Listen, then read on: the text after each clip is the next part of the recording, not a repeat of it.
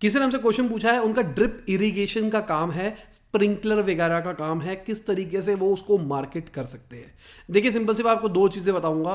पहली चीज़ तो local SEO के ऊपर काम करो। लोकल एसईओ का मतलब क्या हुआ कि कोई सर्च मारेगा ड्रिप इरिगेशन, जो भी आपके प्रोडक्ट होते हैं वो सप्लायर टाइप्स, तो आपकी वेबसाइट ऊपर आए या फिर आपका गूगल मैप वाला ऊपर आए। ठीक है, लोकल एसईओ और एसईओ, बस इन दोनों चीज़ों के ऊपर काम करो, काम हो जाएगा।